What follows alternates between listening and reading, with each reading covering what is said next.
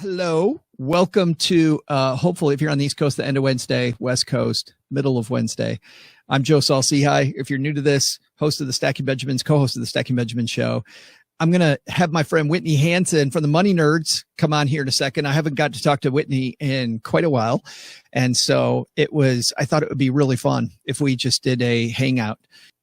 Ladies and gentlemen, Whitney Hansen from Money Nerds. Hello. It's about time we hung out. I know. I'm so excited to be here. And I'm excited about the commercial too. I know. So we're going to, so here's the deal. I'm going to pull back the curtain a little bit. Advertising on all podcasts, and actually not on all podcasts, but on radio, on video, on everything has been through the floor, right? Nobody's advertising anywhere. So because of that, our advertising schedule is very small. However, and this is just a little bit of how you make podcasts. So there were two, I'm going to go way too far into depth in this, Whitney, but there's two podcasts I used to listen to before I created one. One had advertisements already in it and the other one didn't. And when the one, I remember I was mowing my lawn one day and the one that didn't have ads all of a sudden added them. And I got so freaking angry. I'm like, these money grubby BS people, like, how could they do this? Ruin this purity, right? And then like 2 episodes later, they had to have this discussion with their fans about, hey, listen, we had to have ads. So we knew from the beginning, if we're going to keep doing this, we're going to have ads. Yeah. So because of that, even at the beginning, we put an ad spot in because I realized what a double standard it was, because the other podcast that I really liked too had them since the time I was listening.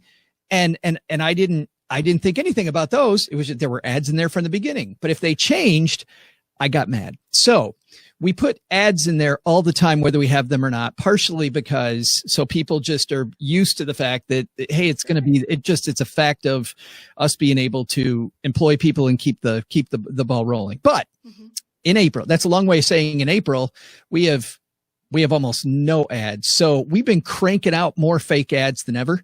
And I want to give people a preview. I think we got OG's going to join us too. Here, I'm going to give him a link backstage. OG, I'm slacking you the link here. Got to make a little money. That's right, Rebecca. You do. Yeah. So you just got to move out of that basement someday. No. But let's give everybody a little preview. This is a first draft of hopefully what you're going to hear on Friday. This is well, it's not fake at all. This is actually Doug's run at for President 2020. Here we go.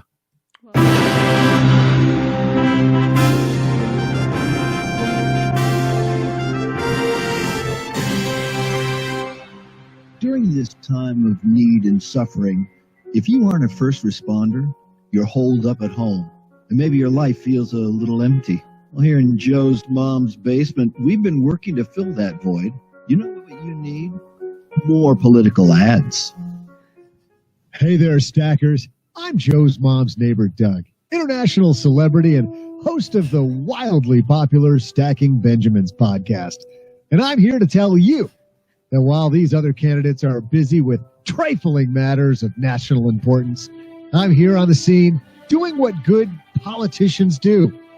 Politicianing. I've come up with a 47-point plan on what I'll do when elected, and today I'm happy our team is going to share it with you.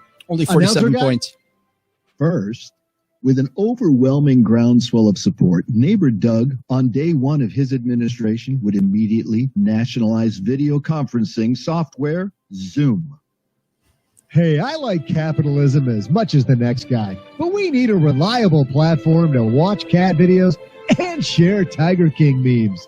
That's why I think the government should take full control of this company, making sure that we all have equal opportunity to gossip about the neighbors and that one relative none of us like while we're stuck inside, you know. Second, neighbor Doug believes in safety. I don't know about you, but all this indoor activity has me jittery. That's why I'd immediately use my executive powers to open all Dairy Queens so that we can get that awesome blizzard with the chocolate ice cream and Butterfinger pieces to all of our doors. It's an emergency. And finally, Well, not actually finally, because he's got 47 points here, but Hey, just read him, announcer boy. okay, let's go with this one. When elected, Doug will focus on things that matter. That's why I propose to have all sunny days, no more coronavirus, and peace between people. Yeah, except the jerks. Oh, and the bozos. Nobody likes the bozos and the losers. I mean, we need more winners. Am I right? So vote Doug 2020 because he's not crooked. Very, very important message there, Whitney. 47 points. I'm 40 impressed. And we got like the top three. I thought it was really good. I mean, I could really get behind that message. It was really strong. Opening Dairy Queens, nationalizing companies, no more I mean, what more do coronavirus. we need? Yes. What Supporting politician neighbors? doesn't want to get rid of coronavirus? Yeah, no doubt, no doubt. I don't know. He's got some tough competition. We'll see. All right. You may or may not have some real financial questions. I do. Are you kidding me? No, On this there's been Hangout? so many. I know. Are you okay with that? I don't. You're going to ruin her reputation. Is that going to be all right, everybody? I don't know. We're hoping that everyone's okay with answering some questions because I've been getting a lot. Rebecca wished she could hear the other 44, by the way. Me too, Rebecca. Yeah, right. All right, bring it. Let's talk finance. And if anybody else has some in the comments here, and Whitney, you're looking at the comments. Hello, Money Nerds. Over on the Money Nerds page, you can share those as well because we won't have those on the screen, unfortunately, here. Mm-hmm. But let's do it. All right, here's the first question. This one comes from Shaylee. She says, looking for input because I have been self-debating. Should I pay off my $2,300 credit card debt or put that money towards a 0% interest student loans? I owe $21,000 in student loans. I'm debating whether I should finish off my credit card debt once and for all and then focus on student loans or take advantage of that 0% interest and go ham paying off what I can on student loans. What would you do? Oh, do you want to go first? Yeah, happy to. I personally always think paying off the credit cards with the high interest is generally going to serve you better. So the only caveat I would say in this time is if you don't have your emergency fund or you don't have some cash reserves, put that towards your cash reserves first and then go back to the credit card. But I don't know. What do you think, Joe? No, I totally agree with that. The thing also is we're in a special time when it comes to student loans generally anyway, because if they're backed by the federal government right now, there's a good chance that your loans aren't going to be coming out the next few months. If you have it on automatic payment, those automatic payments will naturally stop for the next few months. So that'll also give you the opportunity to go after the credit card. But generally higher interest is first. You know, the only time that's different for me is like you're saying with the with emergency fund, but also there were times when I had a client back in the day that would have a that really had a cash flow problem. You know what I mean? And even though it was a lower interest rate, we could get rid of, you know, it's a tiny interest rate, but it's $400 a month versus a high interest rate. And it was $100 a month and it was really, really tight. We might wallop off the 400 just to get that bigger cash flow immediately. If we could get rid of that and then use that money to pay off the higher interest one later. Mm-hmm. Makes perfect sense. Yep. I do agree with that too. Yep. I'm completely. It's tough though. It's tough when you are. Oh, I'm cutting you off. Are you getting all choppy again? No, go ahead. I think it's interesting because typically I would almost always say the credit card, but right now it's a scary time for a lot of people without cash reserves. So that's why I think prioritizing that's so critical. Yeah, I agree. Nadia says, I paid the IRS this year. I want to ask if they'll be able to direct deposit the stimulus. If my understanding, Whitney, is if you've direct deposit set up with the IRS, where it's a link back and forth between your bank account, they will direct deposit that to that bank account. If you don't have it set up, it's going to be a little while longer. Is that your understanding? Exactly. Yep. 100% my understanding as well. Yeah, that's a good one. Rebecca chimes in on this one too. She's with you. Emergency fund first, credit card and other high interest debt, invest for the future, mortgage, then splurge in moderation. I like the last one. I know. I put splurge in moderation as number 2 there, Rebecca, but besides it, no, I'm kidding. Yeah, I might put that number 1. That's right. Right after investing in gold. But actually you're joking, but you do see people that are denied themselves everything, right? Yes. And they do great with their budget for 4 months, and then they have there's no valve there to have any fun. And then they go buy a big screen TV to celebrate on credit, and they ruin everything because they were too tight to the bone. You don't want to do that. So true. Have you ever been in that situation personally? Where it was really tight to the bone? Yeah. Yeah, I had a year where I made no money, and Holy crap. I had horrible. Yeah, this is early on. I made no money. I had no money.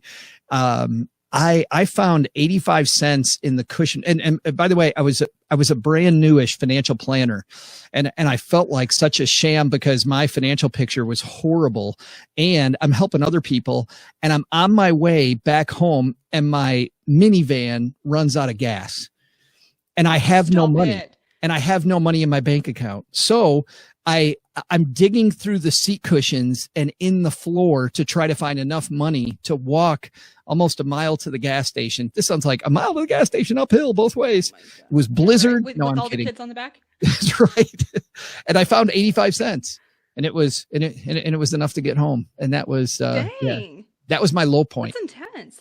Yeah, that was a bad day. That's pretty low. Yeah, that was no good. Pray method when in college, where you go and you swipe your debit card and you pray to God that there's money on there. The swipe and pray method. I used to do that a lot. So you've been there too.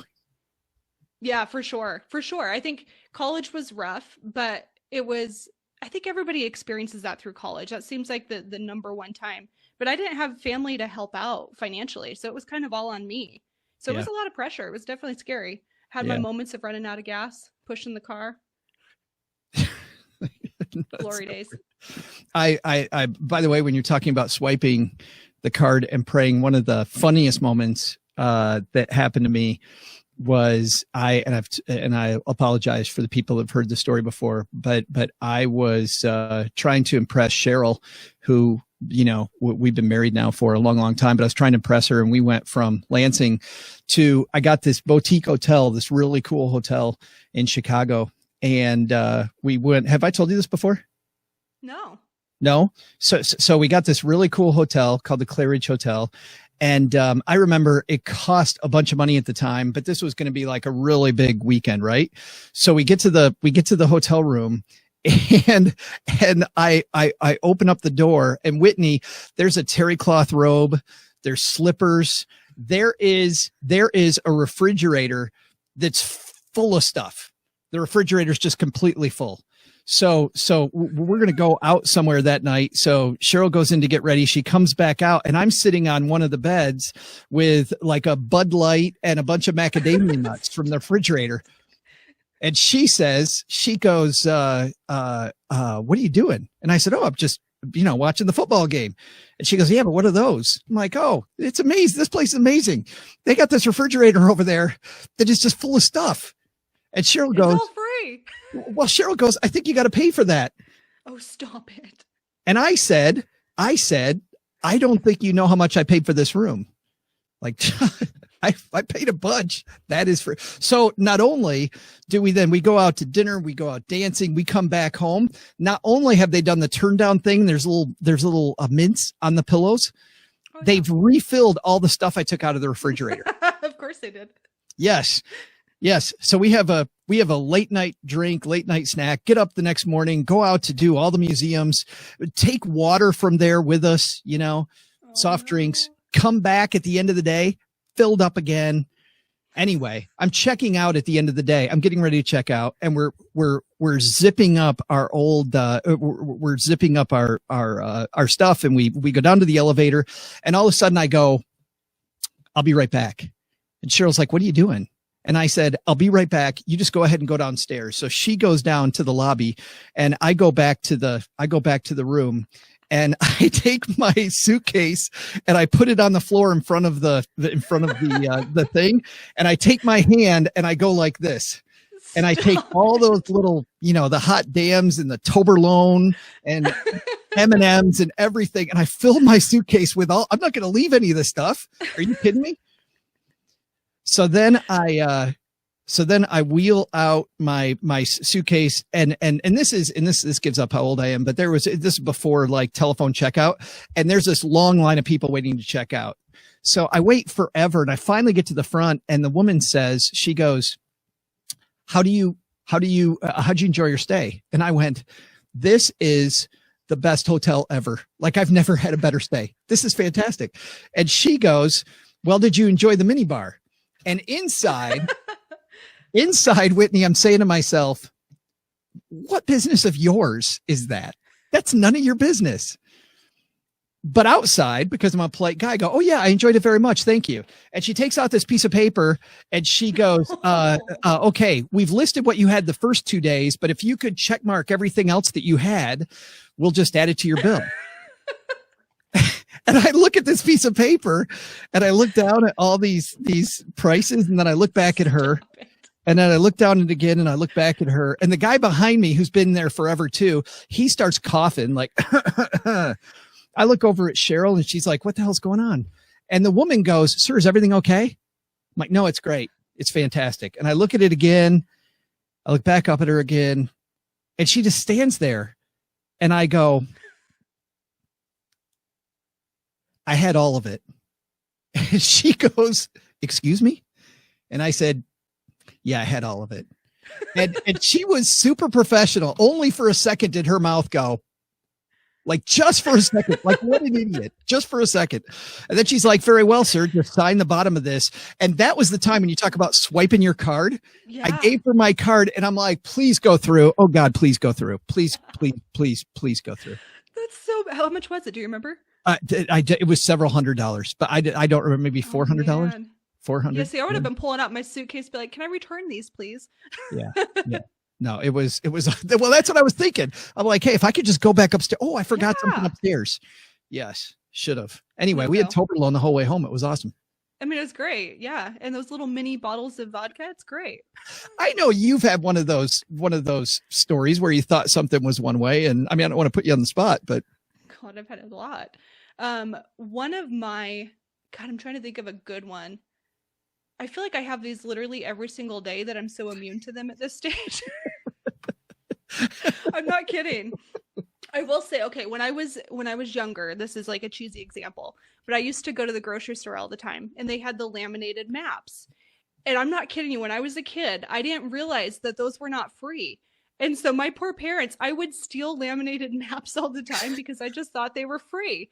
And one day my mom caught me, and I'm sitting in the back of the car looking at my stinking map. She's like, Whitney, did you steal that? I'm like, no, Mom, it's free. I was like maybe 11. Duh, Mom. Like, everybody knows this. She's like, you need to go back and return that. So I had to walk back into the grocery store and tell them I stole a map that I thought was free. I was so embarrassed. I will never do that again. So now even the free magazines, I double check. Swear to God. The stack of the real estate magazines as you're going out the door. Yeah. I'm like, I don't trust it. Of course, after coronavirus, I'm never touching those again.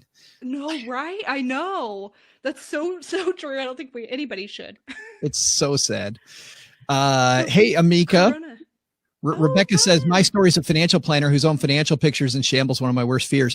I'll tell you this, Rebecca. So when I was a brand new advisor, what I used to say out loud was, I'd say, Susie Orman had this story. She said, never hire a financial planner who doesn't have 10 years experience. And even after I got over this in by year number 2, year number 3, I was repairing my stuff. But by year 5, 6, really putting it together. By 10, I was like a rocket ship on the right train, set stuff up better. But I'll say this, at first, I always said, I'm like, Susie's full of it. It doesn't matter. I care I care about people's goals. It's good to have a disinterested party. Like Susie said, she's like, nobody cares about your goals as much as you do. So you shouldn't work with a financial planner. And I always thought, and I still think that's kind of ludicrous, because I like having disinterested people in my corner who are smarter than me, but they're not as emotionally attached to the thing as I am. Right. So yeah, they don't care as much as I do, but they have the facts and they can look at it more objectively. So, but anyway, I'll agree with Rebecca now. Don't hire a new financial planner. don't hire a new financial planner who's learning the ropes. Don't. And I also, by the way, wouldn't hire a family member. My biggest problems when I was a financial planner was with family members. Oh, some of the family members I worked with, it was horrible. Yeah. I don't blame you at all. That is, yes, Craig, I was a little felon. Craig. What are you gonna do, man? Yeah, thought it was free. Okay. That's right. Whitney's stealing half the screen right now, just taking it. She thinks it's free. That's right. I'm like, it's mine. You guys didn't know that? Take what I want. Damn it. That's right. Joe, are you getting a lot of concerns about stock market right now? I've been getting a ton of people that are seeing their accounts drop by 20 to even 40% for some of these people, and they're freaked out. How are you helping people during this time with that? The bad news is that I feel like most people are behind on it. Like they hear it colloquially, so they don't look. And then they do look, now we've had recovery a few days and you look at maybe that day in late March is the bottom. Like who knows? But people still are like, oh my God. And it's funny because when people freak out today, you're like, well, you missed the worst of it. It is actually a lot worse than it is today.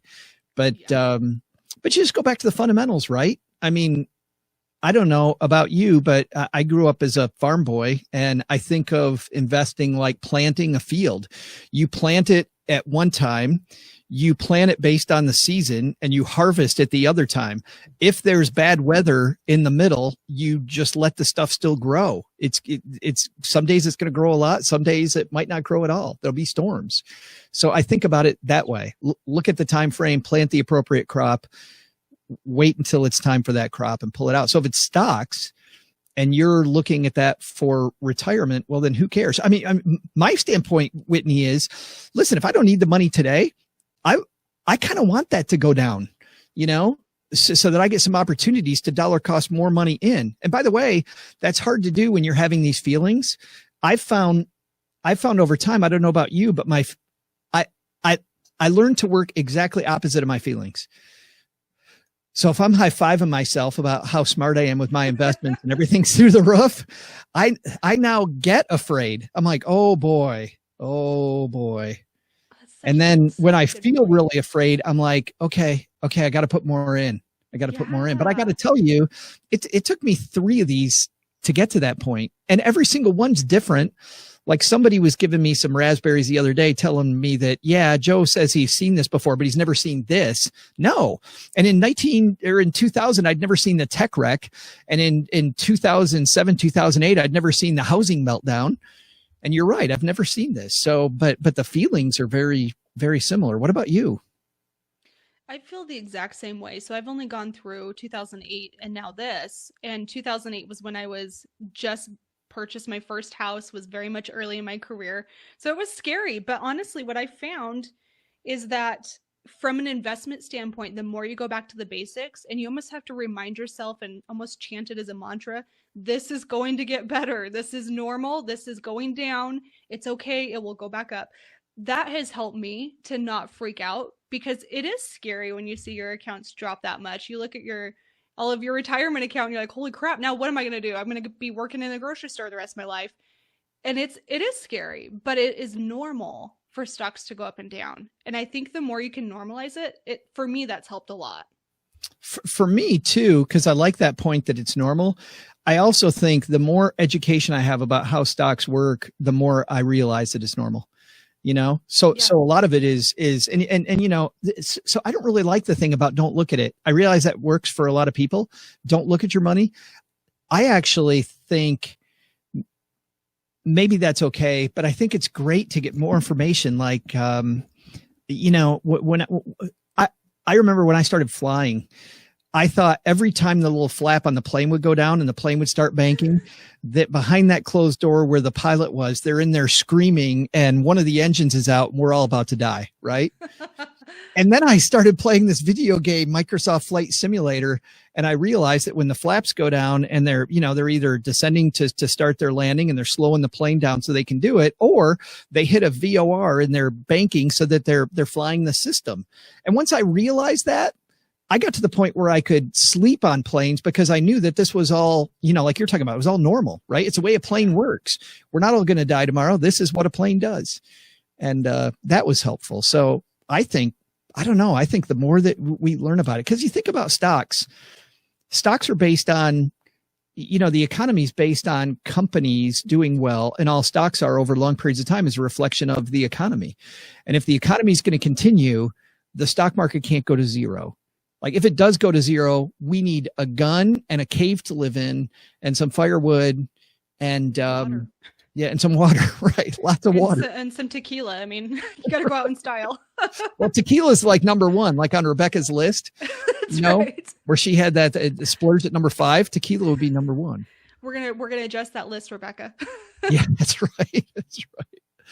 So I don't know. Anthony says, can you have an episode that focuses on protection strategies, such as the golden butterfly and Ray Dalio's all-weather portfolio? I don't know if that's to you and the Money Nerds podcast, or if that's to us. I'll tell you this. Well, Whitney, take it first. What do you think? I think the biggest protection strategy that you can do is just diversifying your portfolio. And I think adjusting it over time. So obviously, if you are 65 and trying to pull money out now or in the next couple of years and you're 90% stocks, you're in a world of hurt. So I think the best protection strategy is actually just a little bit of common sense there. Diversification and adjusting your asset allocation. I don't know. What do you, I mean, you're a financial planner. What do you think on that? Well, I think for us, I'll talk about the show first. For our show, it's not what we do. We don't dedicate a full episode to anything. We try to have 4 or 5 different ideas on a show and make sure that idea 1 is way different than idea 2, which is different than idea 3. So, I can think of maybe 5 times of the entire 9 years of the show that we've dedicated it to one idea. So it isn't what we do. Protection planning, we talk about it sometimes. We talked about stop losses. We've talked a little bit about options. We'll bring it up from time to time. I'm with you though. I mean, I think that learning about, and I'm going to throw something out there, Anthony, there's this thing called the efficient frontier. And if you look up the efficient frontier, Harry Markowitz won the Nobel Prize for this. And it's historically, depending on what interest rate you need from your money, you can look at historically what the least amount of risk you took to get there was based on different diversification. So your best defense, I think, is learning how the efficient frontier works and where you fit on that line. And so I just went like this to like 95% of our audience. Our numbers just dropped, Joe. I just thought we lost 20 people. I know. Everybody's like, I'm sleeping. Come back. I am sleeping through that part. Yeah. That's awesome. Katie says you're so cool. Oh, you are cool, Joe. Thanks, Katie. Do you remind your family of that too? Yes. I tell my kids all the time that I am cool, and it's cool having these, but so this is a problem. It's cool having these sideburns and no hair up here, but these are getting really big now. And how do you cut your hair? Who, me? Yeah. Now during coronavirus time. Oh, I don't. See, this is perfect because I try not to see, for girls, you don't want split ends, right? Yeah. I mean, when I you worry were about the that 80s, too you here. probably No remember split that. end. Yeah, you can't have them. A deep conditioner will treat you really well, Joe. So yeah, I don't. I just let it grow out, and then when I get my hair colored, that's when I get a little trim and keep moving on. So it's great for me. My problem is when I do that, when this never grows anymore. This grows, and by the way, in here grows. I could have hair coming out my ears all the time and just maybe transplant it, and then I can grow hair here, but I can't do it here. So I get this Martin Van Buren thing going, and I'm starting to worry about it. Stop. So I'm thinking either that or I'll let it be these big bushy, like 17. Yeah, just rock it. 80 things. Yes. Absolutely. Yeah. I mean, could you imagine like 3 different types of textures of hair on your head? It'd be great. I know, it's crazy. So with this whole coronavirus thing, let me ask you a question, because you've asked me a couple. What's foremost on your mind? Like when you think about not just your money, but your life right now, what's foremost there? I mean, don't get me wrong. Besides the obvious thing, don't give me the obvious answer of we're worried about the people on the front line, right? The delivery guy that just had to drop stuff off my house. I don't want to be that person, being the person in the emergency room, like my friend Malcolm. But take that away. What are you thinking about right now? So I'm actually thinking more about, well, a few different things. First and foremost, the stimulus package. Where the heck are we getting the money? That concerns me a little bit, of course. But more than anything, what I'm the most concerned about is everybody's mental health. I am terrified for people. So Joe, like you and I, we work from home. Well, you from the basement. I don't know. I should be concerned about you too, I suppose. But when we're working from home, we're used to this stuff. We understand what isolation could look like, and you've learned to adapt to that. But what I've noticed is so many people aren't used to that.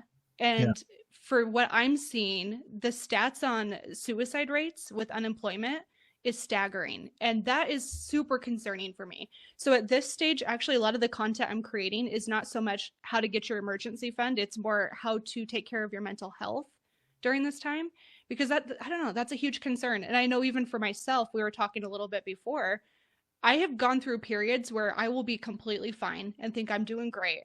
And then I see a news article and I go down that rabbit hole. And then pretty soon I'm like, oh my God, this is like terrible. And then I feel like I need to lay in bed for a couple of days and just be depressed. And so I think it's normal to go through that. But man, I mean, if anyone's feeling isolated, make an effort to reach out, do some Zoom calls with people, hop on the phone, Skype, FaceTime, do something so that you feel a little bit more connected. So that's my main concern. No, it's so important. And I don't know if it's the right thing because I really felt, oh my goodness, did I feel down. And last week I could not get out of the funk. I was in funk, and I was having trouble switching tasks. Like my natural ADD was really, really bad, was super bad. But every time I'd switch tasks, I get lost in, to your point, to TV or flip on the news, put on whatever, and then it just crashed you. The big thing for me has been, think about the people that we serve. And when I had that thought on Sunday of this week to think more about that and helping other people through it, immediately I felt the clouds start to lift. And I don't know if that's going to work forever, but for now, if I focus on other people versus us, versus me, then it seems to be much better. That makes sense. I'd say another thing that's helped me too is daily walks. Man, loving Agreed. those. So just going for a quick, 15, 20-minute walk, no phone, no music, nothing. And just letting myself be. I've loved it. It's been so good for my mental health as well. And all the fitness classes, which, man, I don't like working out from home, but I'm trying not to get the quarantine 15. So I got to do something here. It's been rough, Joe. It's been rough. That's funny. The quarantine. I've never heard that, but that's a thing. I can totally see the comfort food eating. Oh my God. I can totally see that. All of the carbs, my friend, bring it on. Mm-hmm. Craig's got a great point here. He says there's several studies showing a huge increase in dependencies and relapse for addictions. Not getting talked about a ton, but seeing a lot on Facebook, especially food addiction and alcohol, it seems. I got to say, Craig, there was one night last week, and I'm not the world's biggest drinker, but there was a night last week that I just wanted to have a drink. And that's never a good feeling when I'm like, hey, I just want some alcohol, please. Yeah. And I had to think about what am I thinking here? Not good. Yeah. Justin, I enjoy sitting in the sun for a little bit and a short walk. That is such a good point. What's the weather like where you live, Joe? It's Detroit, so it's about 50 degrees right now, but which, by the way, crisp but nice. If you dress for it, you're good. On that point, by the way, when you were talking about, so we have these parks called metro parks around Detroit, and none of them are especially close. They're maybe 30 or 40 minutes away, equidistant, one this way and one that way. And, but we got a park pass back in January before this stuff hit, because if you went three times during the year, it would pay for itself, the annual pass. Well, the first week of this, I went 4 times that 1 week. Whoa. And we've gone twice already this week. May go tonight when we finish this. But it's really nice hiking trails and just out by yourself. I'm with you. Get outside. Helping. I think so too. I'm going to plug in so we don't die over here. I've also found that it'd be great. All of a sudden we lose Whitney. I'm like, sorry guys. We had a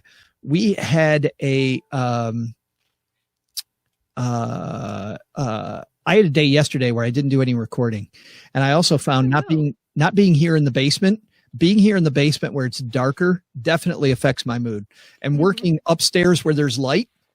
Yep. And just when we had to write, so we were writing some shows, doing that yesterday upstairs, doing all my phone conferences upstairs. Way better. Yeah. Way better. Sense. We're getting to our patio weather here in Boise, so I'm excited about it. Show off. I know. I'll send you all the pictures. Like, check it out, Joe. That's a town I've always wanted to go to. By the way, something I noticed on the map, which surprised me, though, I was looking at hotspots around the country. Idaho, more of a hotspot than I thought it would be. Yeah, big time, actually. I think we're up to 1,300 cases so far. So most of it was in Blaine County and Blaine County's Sun Valley area. Sun Valley is a huge ski resort city. And so there were, I think, like 600 people from all across the nation that came there for this ski competition, maybe. I'm not really sure what it was.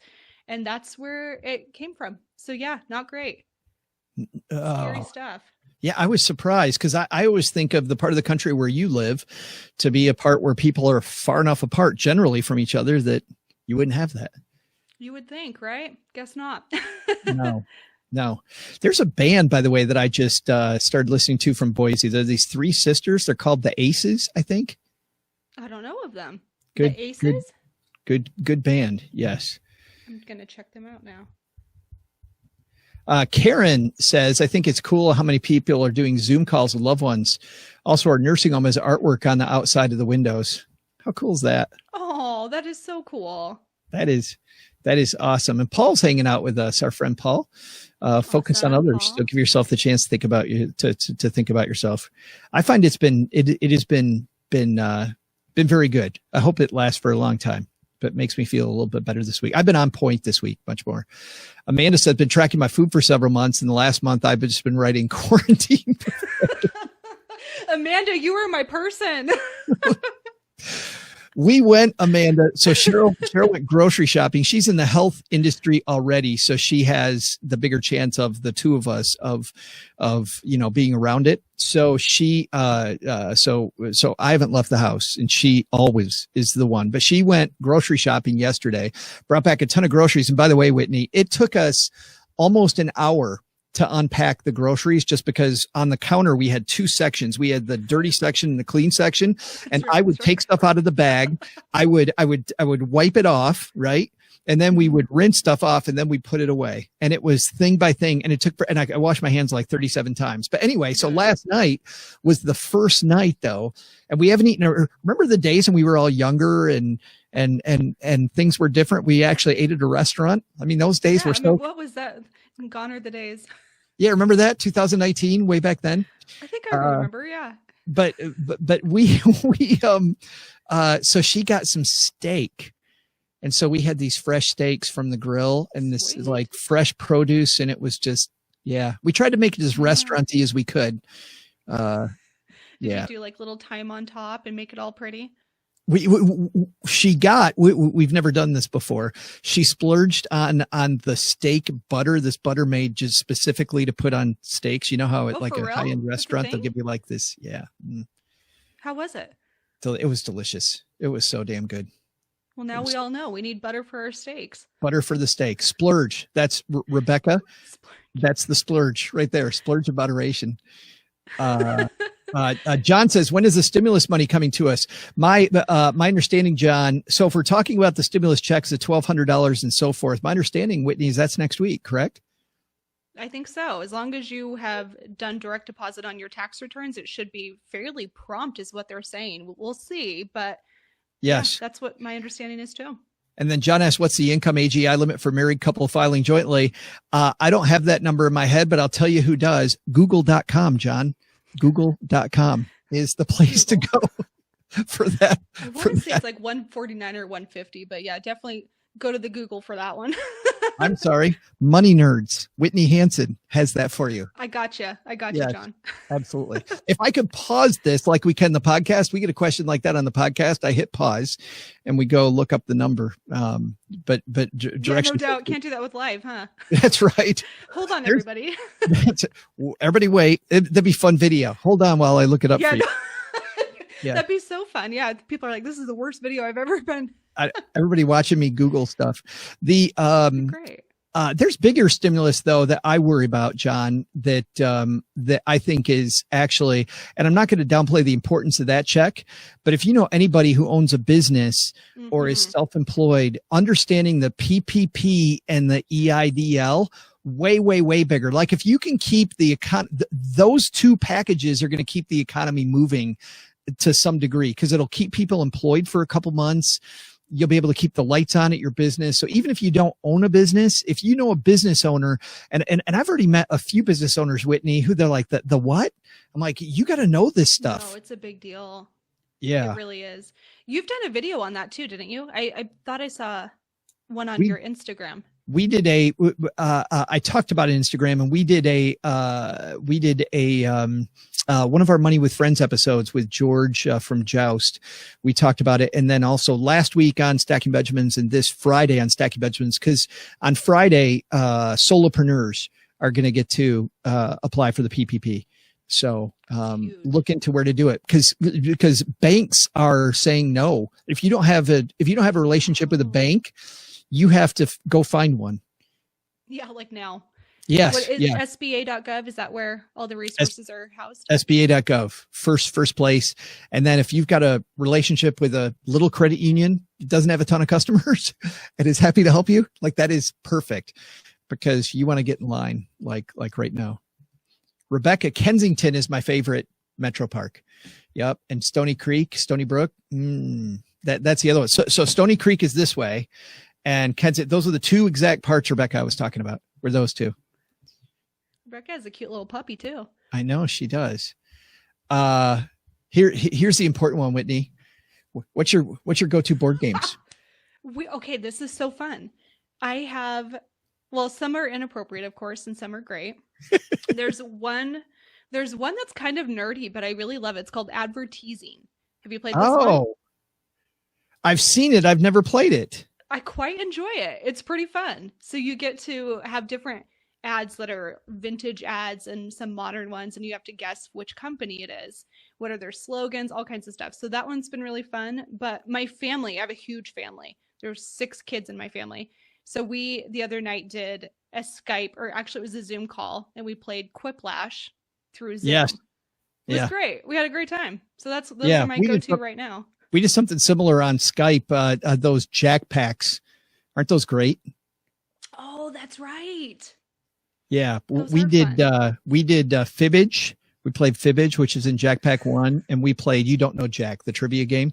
Yep. And the cool thing is everybody can play it on their phone, and if I just share my screen, everybody can hear it too. So it's just like we're all playing it on TV. It was pretty great.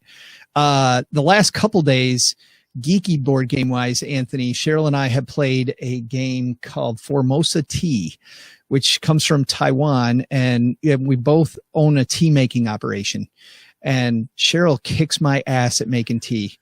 There's oolong tea, black tea, and green tea and scented teas.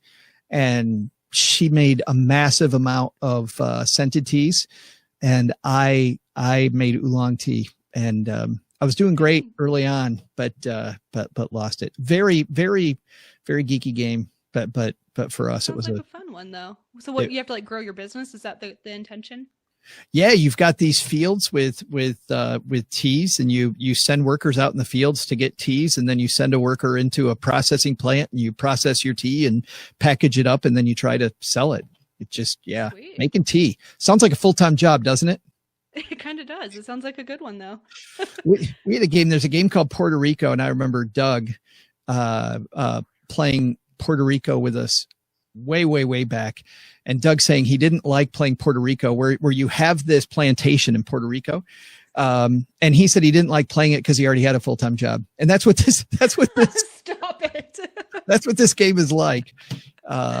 It's fun. It's fun though. Travis says Murder Mystery Party. That one is a fun game. Have you tried that one? No, is that the one? I'm trying to go down further. I am so far behind on these. Annette says you can't have steak without garlic butter. I totally agree. We know this now. We've been educated on garlic butter now. By the way, he's a mess. Amanda's got the Googler up for us. Thank you. Oh, thanks, Amanda. Appreciate it. Yes. Murder Mystery Party on Jack. I've never played that one. The best. I don't know if this, I think you do have to pay. I think it's definitely on sale. I want to say $20 for this pack of different games. Yes. It is so much fun though. It's all these like random trivia questions and you try to beat each other and I love it. It's great. A game that we like, it's very hard, but it's really fun. If you like this kind of thing, it's called Sherlock Holmes Consulting Detective. And it comes with a bunch of mysteries, and it starts off that Sherlock, you can either read it, have somebody read it, or there's an app where it reads you what the mystery is. And it comes with a map. It comes with some newspapers from the day so there's a bunch of different newspapers, and it comes with a book, and you decide where on the map you're going to go. So it tells you, there was a murder, where it was, and this person was involved. So you can go to that person's house. You can go to the morgue. You can go to Scotland Yard. You can go to and you slowly try to solve this murder. Ostensibly, you're trying to do it faster than Sherlock Holmes did it, but Sherlock Holmes kicks our ass every time. We just have fun sitting around at night, just trying to solve this murder mystery together. So Sherlock Holmes Consulting Detective is pretty fun. I love that. And a good old puzzle. Tony and I have been doing a lot more puzzles lately. Oh, we've got one here that I really want to do. That's a Acadia National Park puzzle. Oh, that's a cool one. Yes. Have you been there yet? Absolutely. We ran a marathon there.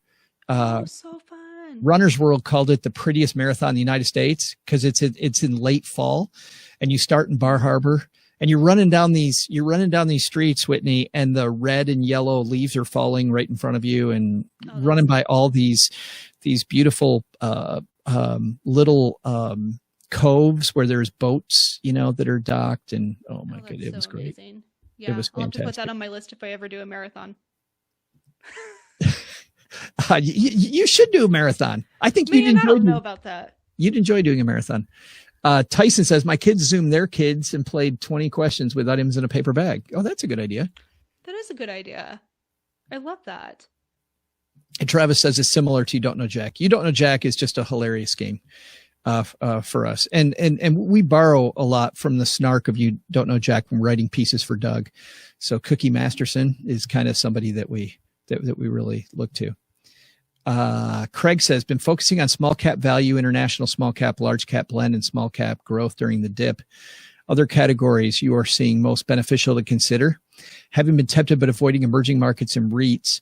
I don't do single stocks but been low ER funds through Vanguard. Any thoughts there, Whitney? Man, I'm not a financial advisor, so I don't dive into specifics on that kind of stuff. It sounds like you've probably got your bases covered, and without knowing your situation, hard for me to say. So I'm not going to be much help on that one, Craig. Sorry. Yeah. And I'm not going to say anything that's really worthwhile either, Craig, except this. With my play money, I've been looking for funds with the biggest standard deviation, meaning the stuff that goes down the most historically, usually. And this market, by the way, has been pretty damned indiscriminate. Everything's gone down, right? But in a usual market, I want to pick the stuff that goes like this the most, because I know what goes down the most comes back up. Like there's no such thing as a free lunch. So I don't know a sector that I think is going to bounce back one over another. I'm kind of with you. I think REITs might have a difficult time if we go into a recession. So I think I would stay away from those. Emerging markets, who knows what the second wave of coronavirus is going to do. So emerging markets usually about one of my favorite places. I went with small cap value to go deeper on. But once again, that's not asset allocation and it's not a recommendation. That's just what I did. And I'll probably be on here a year from now going, big mistake. Remember that one time? Yes. That's all right. That's all right. Make a puzzle of Joe's U.S. map. Oh, you should. What a great idea. Of this, but there's only one. There's only one that's a one of a kind. Well, that's why you make a puzzle out of it. It'll be fun. Everybody can play. Just too. cut it up into little pieces. Yeah, and then when we do calls, you'll see my map in the background too, and we'll have them all. Yes, that's right. This is for people that don't know. I put this up because I couldn't find anything suitable to put on the wall for our videos. And then I realized I had this thing. My mom gave it to me at my 50th birthday party. She'd been holding on to this. And right here, it says Joey Sehy, Mrs. Berglund's third grade. So this is my genius in third grade. That's so cute. That's what that is. You can see the genius, can't you? I can. It's very reflective there. Yeah. It is amazing. Very well done. Yeah, I don't have that. My mom did not give me a mapping of my genius here. Whitney, are you doing a watch party? I am. Because if you are, we're obviously not seeing the money nerd questions over here, so you might want to check Let me and see pop if we've got over. anything. Bear with me, guys. Yes, if we've got anything over there. We're gonna pop over. Guys, I'm glad everybody could do this. This is a great way. This is the last activity for me today, podcast wise. This is it for you, huh? Yeah, coming up on our show while Whitney's getting that. On Friday, we're going to be talking about financial experiments. It's a great time to make this like a test lab. Like, does this type of budget work? Does that type of budget work? Like, if you have a little bit of extra time, why not experiment? So we're going to be talking financial experiments. Also, PT, Philip Taylor is going to be on talking about what we were just talking about, Whitney, the PPP and sole proprietors, like what they need to know. Because starting on Friday, sole proprietors, if you own a business and it's just you can apply on Friday. So he's going to talk about that. I think that's going to be perfect. I've had some questions come through about... This is a good one. It's kind of a hard one to answer. If you have the choice to skip your mortgage payment, should you do it? So what this do you is think? part of the stimulus package. Oh, I usually, blanket statement, of course, do not recommend skipping payments unless it is truly a dire situation where you are completely struggling and you don't see a way out. So if it's, I can skip my payment, but I can still afford it, I probably would not do that. I don't think it's worth it. But if you're in dire need and you can't make your house payment and it qualifies for the federally backed loans where you can skip your payment, yeah. I mean, if you're really struggling that much, I would. But if you have the means and you're just trying to maybe skip a payment, I wouldn't do it. I don't know. That's just me personally. No, I'm with you. Paying down debt is always a better idea, right? I'm totally with you. Get rid of the debt if you can. But if you think your job might be on the line at all, or you don't have an emergency fund yet, skip one payment, create an emergency fund so that you at least have something to fall back on. Because had I had that back in the day when I wasn't making any money and I had no money, I really needed an emergency fund. That would have gone a long way. So I think would have. For me, it's all that. I like it. A couple of questions here for me. Colin says, do you have a time frame on releasing? I have it just about ready, Colin. What I'm out of, except for tonight, and I just need a break, is time. So hopefully, and I've said this for 2 weeks in a row, hopefully we'll continue that story. So what I did in the stacker, Whitney, is I'm at the part of the story where I talk about Cheryl in my weekly meetings, because we have a meeting every week over wine or pancakes, depending on what time of day it is. Wait, what? Okay.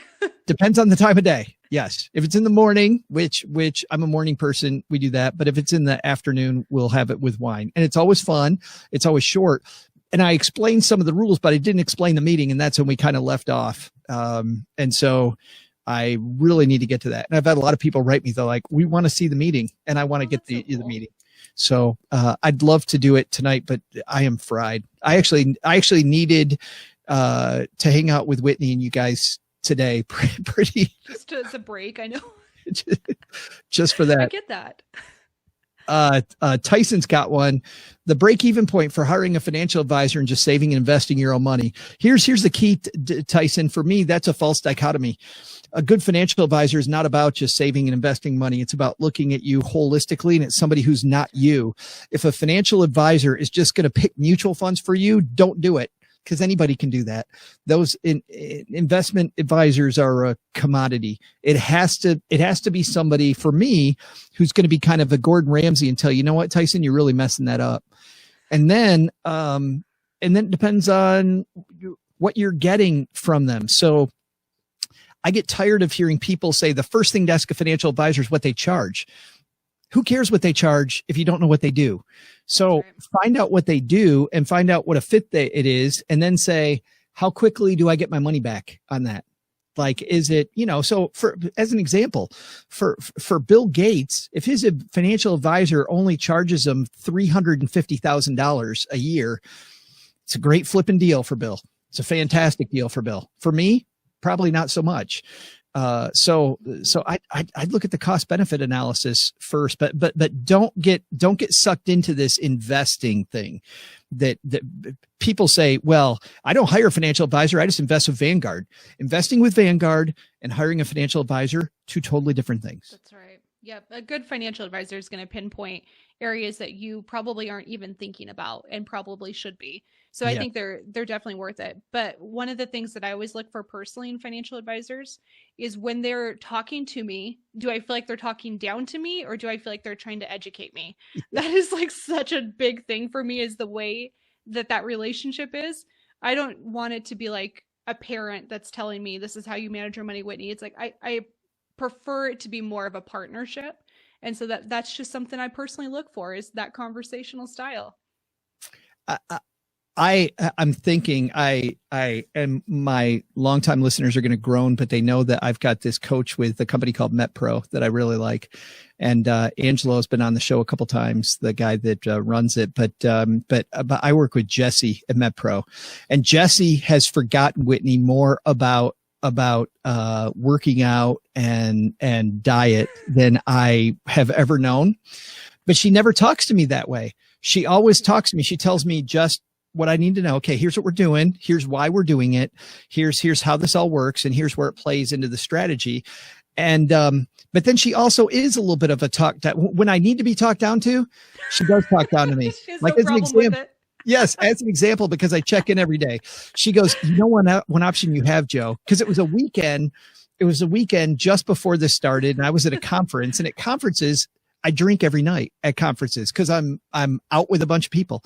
And so I'm at this podcasting conference, and I've worked with Jesse long enough that Jesse said on Saturday, she goes, how's it going, Joe? How's it going to the conference? Because there's a lot going on. I said, conferences, I texted her back, conference is good. I'm doing pretty good. And she goes, you know, you don't have to drink alcohol tonight. I'm like, shut up. What are you talking about? Who sent you? Yes. Oh, and she phrases things so well. She said, at another conference I was at, she said something like, are you happy with the choices you've been making?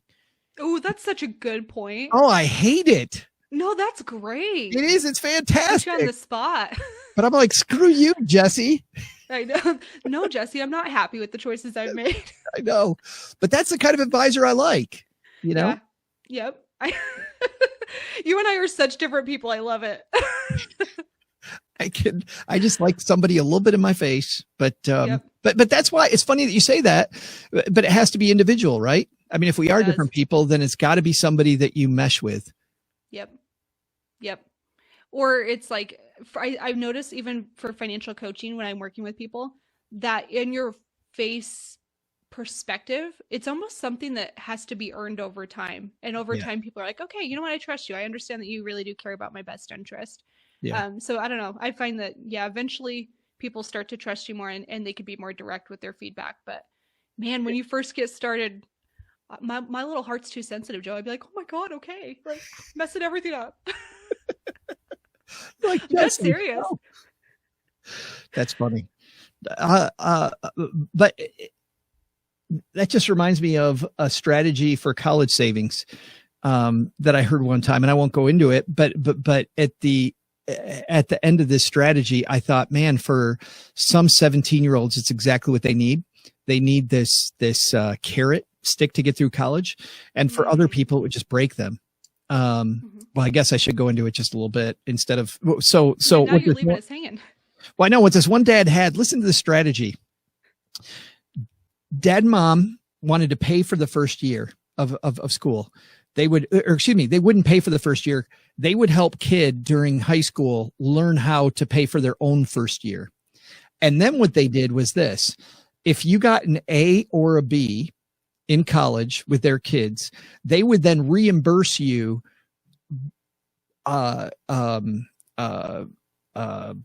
percentage wise, like of the entire bill, including room and board, like everything. So if you got, let's say half of your classes were A's or B's, they'd also pay for half the room and board, half the living expense, whatever it was. So they give you half. If it was all A's and B's, they'd reimburse the whole thing, but they they'd also do it at the inflated rate of the next semester so that you could use their money to pay for the next semester. And then as long as you got all A's and B's, all of your college was paid for. And at the end of it, Whitney, this was the cool thing at the end, then they would reimburse you for the last semester that you had, and you had money to start off with. So they accumulate enough money for college. And I remember my client telling me, Tim said, he's like, I don't want to be the dad who's funding my son with the keg and going, this one's on dad, pumping the keg up and down, spraying it in people's mouth. Oh, did they do that in college? Yeah. That never happened. No, not at Boise State. That never happened to us. Never. So I think you got to drink a lot of Boise State to deal with that blue field. I mean, that's what I hear, man. I don't know. Yeah. Yeah. It's definitely different. That's what everybody knows this for. Every time I say Boise State, blue turf and potatoes, right? Yeah, exactly. That's it. That's right. One of my favorite marathons, by the way, was the Pocatello Marathon. I don't know if I told you that. No, you didn't. You went to Pocatello? I did. It's a beautiful marathon. They drive you up to the top of a mountain and you run all the way down into town. Huh. It is really fun. It's really fast. It's a fast marathon because you're running downhill for the first 13 miles and then the rest of it kind of flat. But it was beautiful. That's amazing. You'll have to there's a marathon in the Sawtooth Mountain Range, which is so freaking pretty, Joe. It is gorgeous mountains, beautiful lakes. It's stunning. And that little area, they have marathons every single year. It is so pretty. I just, your state is amazing from what's Twin Falls? Was that where Evel Knievel jumped? Yeah, exactly. Yeah. How did you know that? That's impressive. Because I went there. And you did? And that town is so wild because there's those cornfields and stuff, and you don't even see it coming. And all of a sudden there's this big hole, and you're looking way, way, way down at this valley. I mean, and that bridge going over the middle of it, that was beautiful. Oh, it's such a cool area. Yeah, there's a lot of really pretty waterfalls in there. It's an awesome area. I grew up 30 minutes south of there. Did you really? Now, what about the moon? Is it called like Moon Crater Park? Craters of the Moon, yes. Craters of the Moon. Have you been to that one yet? No, but it looks weird. It's if you're in the area, stop by. I don't know if I'd say go out of your way for it. It's cool, but it's not like the coolest thing in the world. It is pretty interesting. If you're into caving and you are comfortable with that, there's a ton of cave systems there. So like lava tubes you can go explore around.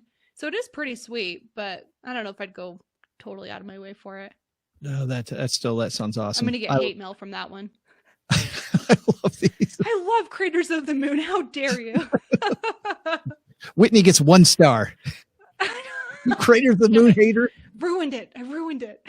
That's right. Phil's hanging out with us. Hey, Phil, what do you do with a 529 if your kids don't need it? What options if no one in your immediate family has any educational needs? So. Oh, this is so you.